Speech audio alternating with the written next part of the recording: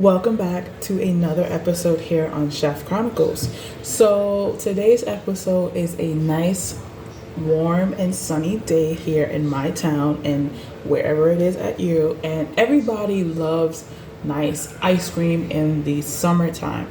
So, this is an episode for people who wants to create family moments inside the kitchen. So go ahead and bring your children inside the kitchen with you and let's create some beautiful moments. Everybody loves ice cream cake and everybody always purchase them in the store near you, and definitely wants to have an ice cream cake for graduations, anniversaries, birthday parties, and such forth. But people don't know how simple and easy it is that you could go ahead and make ice cream cakes at home. So ice cream cakes is one of our favorite things of the time of the year, especially in summertime. But when you are making an ice cream cake, there are two different ways. People love to have their cake and ice cream too, saying cake and eat it too. They would like to make a cake layer and put a cake inside the center, the bottom, put the ice cream in the middle, and then put another cake on top. Frost it, decorate it however you want, and then freeze it completely and then serve. Then there's people that just want straight ice cream inside of it. They don't want no cake form. They'll take their cake on the side or pound cake and definitely just have a cake layer of ice cream. So as you can see, I already went ahead and started on that because I had my ice cream out already for room temperature to get it softened for about 10 minutes. So I went ahead and packed my vanilla on the bottom. Now, when you are making ice cream cake, there are two different types of pans that you could definitely use at home. You could definitely use a spring pan form, which is what I'm using here today. I would definitely require you guys to wrap it up in some plastic wrap, but the choice is yours. On the other hand, there is definitely an ice cream pan that is designed for ice cream cakes, and it's silver just like this, but on the bottom of it, it definitely has a hole of it. So when you put in it underneath warm water to go ahead and drop it out, the hole creates air which could get inside the cake and basically make the cake come out smoother. So definitely look on Amazon or Walmart or anything like that, and you definitely will find the cake molds. So if you decide to use a springform pan, definitely put plastic wrap there.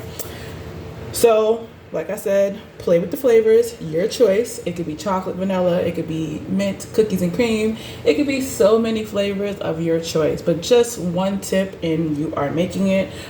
If you're doing it for somebody that's a professional that is looking for an ice cream cake at home, you definitely want to put your bottom light color on the bottom and your dark color on top. So when you go ahead and drop it out, the dark color will be on the bottom and your light will be on top, which causes the cake not to bleed out all over the place. Now, if you don't want to do that and you're just doing it for fun at home with your kids, that is definitely a good thing. So enough of the chit chat. Definitely go ahead and take your cake, your ice cream, and you're going to definitely put it out for room temperature for a minimum of 10 minutes. Right? And then once it's softened, you're going to go ahead and take your offset spatula like what I did here, and I'm going to go ahead and spread it around until it's around into the center, and then I am going to go ahead and freeze my cake right now for minimum of 30 minutes to an hour. I just want the cake to be nice and firm again from after it being softened from having it room temperature before I go ahead into my next step. So definitely keep in mind when you are making ice cream cake at home, make sure your freezer definitely has space for that ice cream cake. You don't want to have too much things in there because then it won't properly freeze completely. And then we are going to go ahead and make some homemade hot fudge. Now, if you don't want to make homemade hot fudge and you like the hot fudge is in the store, by all means go ahead and purchase it. If you like the magic shell that usually is there, which is just something simple where it's just chocolate and a type of oil, you can definitely go into the store and go ahead and buy the magic shell that you want. Now, if you want to go ahead and make the magic shell homemade, all you are going to need is some chocolate chip, which is semi-chocolate chip. It could be light, it could be milk, it could be dark, it could be vanilla, white chocolate chip. It could be so many flavors. You could definitely go ahead and play with it, and you could just change it up. Now, the next thing you're going to have to do is add some oil to it. So first you would do is melt the chips inside of your microwave or on the stove. And once it's fully melted, you're going to go ahead and add 1/3 cup of some coconut oil, and you're going to whisk it until it's completely smooth. So now once it starts to cool, you would definitely go ahead and pour it on your Oreo cookies, and you will let it watch it harden. It's that simple. Now if you want to do the hot fudge way, you're going to have to go ahead and watch the next step. So in a pot, you're going to go ahead and add some heavy cream. I am going to go ahead and add 1 cup of heavy cream inside this and bring it up to a warm, somewhat close to a boil, but not over boiling. So now that our milk is nice and hot, we're going to go ahead and take some chocolate chips, and we're going to go ahead and add it to this, and we're going to whisk it until it's smooth. So I definitely added 2 cups to my 1 cup of heavy cream, and I'm just giving it a nice whisk until it's completely smooth.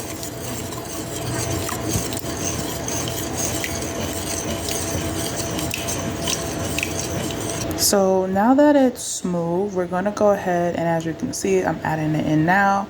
I'm adding in 2/3 cups of some corn syrup inside of here. And I'm going to whisk that to combine alongside with a teaspoon of vanilla extract. So now that everything is inside the pot, is nice and smooth, we are going to take it off the heat, and we're going to allow it to cool before we go ahead and add it to our ice cream. Now, the reason why I did my ice cream packing first and then doing this is because I want this to be cool so it doesn't melt the ice cream. And it also gives my ice cream a time to definitely get back frozen. So it's a process making ice cream cake at home, but I'm glad to be showing you guys today. So now that we got our hot fudge and it's definitely sitting here to cool to get ready to use, you can definitely go ahead and store this in a airtight container for room temperature, and you have to use it within 1 week, or you could definitely store it away in the fridge for 6 months. You definitely want to allow it to be rewarmed before you're using it. So now that we have our hot fudge and we're ready, we're going to go ahead and make our cookie crumble inside the center. So we're going to take some butter and we're going to go ahead and melt it. We're going to also preheat our oven for 350 degrees Fahrenheit. And I definitely use mini Oreos for this recipe. So my recipe definitely comes with 2 cups of mini Oreos just crushed up. You could definitely go ahead and sprinkle it if you didn't want to use the hot fudge, but I'm trying to create the exact same cake that you will definitely find in the stores near you. So make sure our butter is nice and melted, and then what we're going to do is coat our Oreos with the butter and then bake it off for at least 10 to 15 minutes.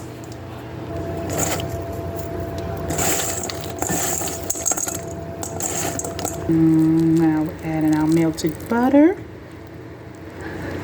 So I definitely use, about 4 tablespoons of butter, and I got it to look like really wet, which is what I want it to do. Now it all may depend on you. If you use bigger size Oreo, you might have to use less. Just go with the flow. Okay, so now you see our nice beautiful cake. Vanilla is nice and frozen again. I am now going to go ahead and add in my hot fudge all around it, and the 10 minutes is definitely up for our cookie crumble. You definitely want to let it cool completely before you go ahead and add it to top the fudge. But first add the fudge and then freeze it for another 10 minutes and then add the cookie crumble.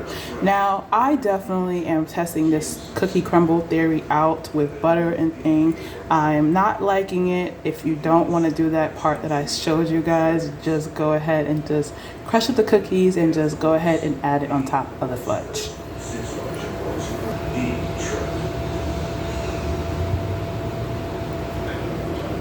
So now I'm going to freeze it.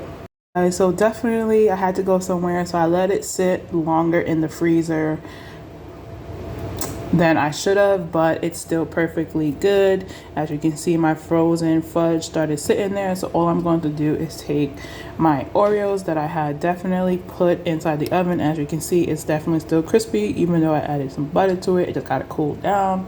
But if you don't want to do that method, you could just go ahead and crush up the Oreos and just add it on top. Choice is yours.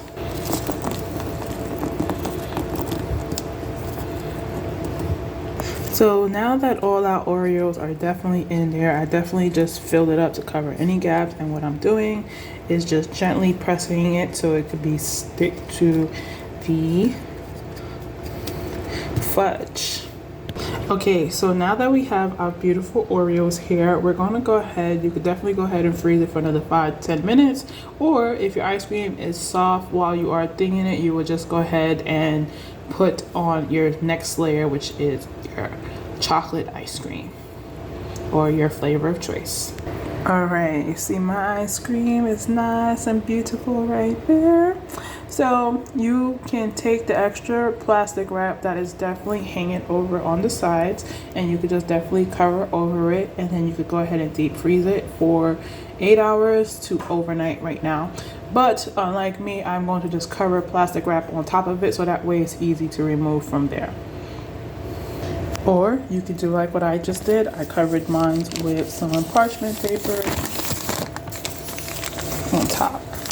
Now, if you're doing multiple ones, you would just write the flavors on it at home so that way you are aware, because you won't be able to see it until you open the cake. But that is just more of a professional way. So again, 8 hours maximum, minimum, overnight maximum. Okay, so definitely after you get your cake into the freezer, and you definitely want to freeze it for 8 hours. I definitely would do 8 hours first, because you could take it out within the 8 hours and you could basically drop your cake out, which is what I already did ahead of time, and I dropped it out and let it freeze overnight completely, so that way I could go ahead and ice the cake for you guys. So 8 hours maximum overnight. If you want to drop it in the morning, just keep in mind that you have to put it back into the freezer after you drop the cake. So when you are dropping it, definitely drop it in warm water. But if you do use a spring foam pan, all you gotta do is just take off the parchment paper that I had on top, and with warm water remove it off completely, and then you will warm it up a little bit around the edges, and then you will release the spring foam pan, and then eventually it will come out, pushing it off without running it under water. All you had to do is just lift the bottom off to the top, and I will show you that in a minute. But before I go ahead and pull out my cake, I wanted to show you guys the next step after you definitely make your cake at home. So while your cake is definitely in the freezer, after you drop your cake, you're going to go ahead and make the icing. So we're going to need 2 cups of heavy cream. We're going to need about 4 tablespoons of sugar. You can use powdered sugar, you can use brown sugar. It all is up to your preference as a cook at home. Powdered sugar is really good for making whipped cream. It's really good for it, but you also can use other sugars. And then we're going to need some vanilla extract. And keep in mind, I love doing whipped cream by hand, but you could definitely go ahead and use your mixer at home just because it's less noisy for me.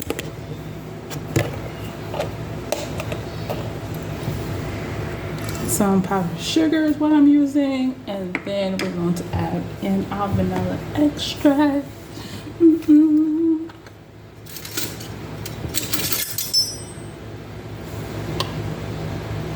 I'm using about 1.5 teaspoons.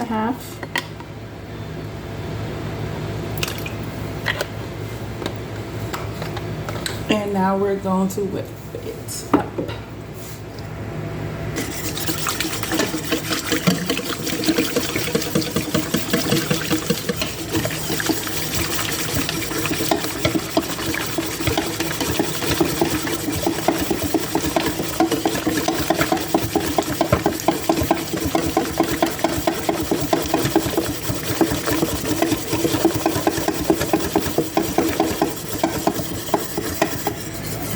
Just keep in mind, don't forget to always start out anytime you are making whipped cream at home by hand or a mixer. You definitely want to have your bowl nice and chilled before you begin whipping.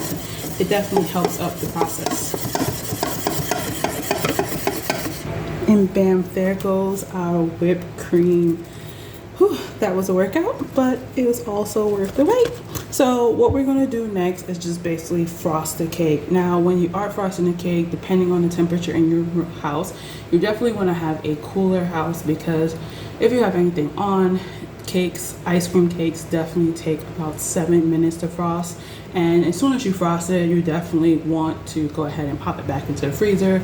You don't want to do too much when you are doing ice cream cakes at home. You just want to keep it basic and simple, because it can melt. So that is why I always suggest to freeze the cake overnight before you go ahead and frost your cake. And here is our wonderful, beautiful cake. All you gotta do is frost it. We're gonna get a cake stand and we're going to go ahead and decorate our cake. But I'm gonna move really quickly because I don't want it to melt on me. Okay, so this is what it looks like for right now. I'm gonna go ahead and pop mine back into the freezer just because my temperature in my area is warm, because I'm working on another project. Okay, guys, here is my finished product. I am not gonna cut this cake because it is too warm in my house right now because I'm working on some projects, but I definitely will post a picture on the inside of what it looks like. So I hope you guys like this episode. Please don't forget to like, share, and subscribe for more content. Peace.